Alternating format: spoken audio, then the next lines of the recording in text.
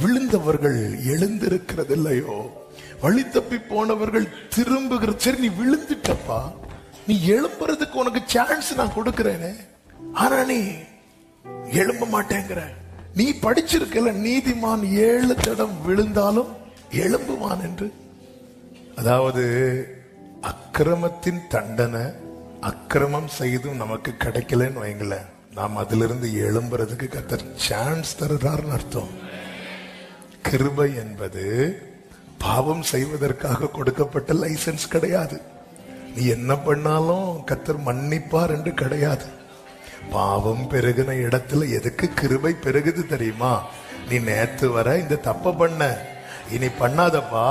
பாவத்துக்கு அடிமையாய் உன் அவயவத்தை நேத்து கொடுத்த, இனி நீதிக்கு அடிமையாய் உன் அவயவத்தை கொடுக்கிறதுக்காக பாவம் பெருகின இடத்துல கிருபை பெருகுது. இதுதான் ரோமர் 6. இதுதான் பவுல் மென்ஷன் பண்றார். இதை இன்னைக்கு தப்பு தப்பா பேசி பேசி ஜனங்களை பாவத்துக்கு நேராக நடத்துறாங்க. நீ என்ன பண்ணாலும் ஏற்கனவே மன்னிக்கப்பட்டாகி விட்டது என்று சொல்லி ஜனங்க அன்னைக்கு அந்த ஒரு பாவ உணர்வு இருந்துச்சு.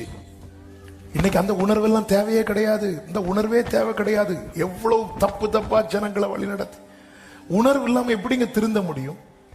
பேதுரு பிரசங்கம் பண்ணும் போது ஜனங்கள் இருதயத்திலே ஐயோ ஐயோ ஆண்டவரே நான் பாவி, ஐயோ பாவின்னு சொல்லாத, பாவம் செஞ்சா பாவின்னு சொல்லாம, பாவம் செஞ்சா பாவிதான்.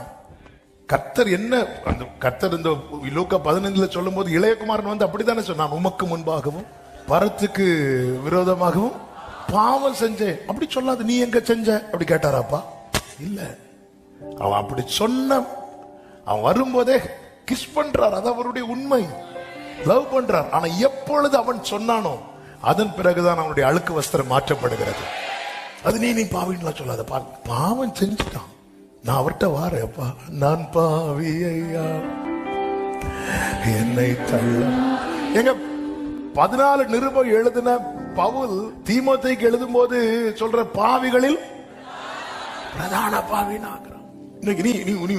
நான் கழுவப்பட்டேன், நான் நீதிமான் கழுவப்பட்டவன். ஆனா என் மாம்ச பலவீனத்துல நான் என்ன பண்ணிட்டேன்?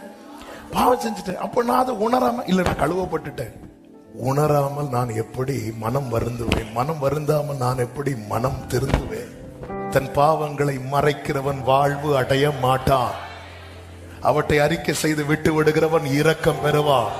நாம் நம்முடைய பாவங்களை அறிக்கை செய்யும் போது அவர் என்ன செய்கிறார்?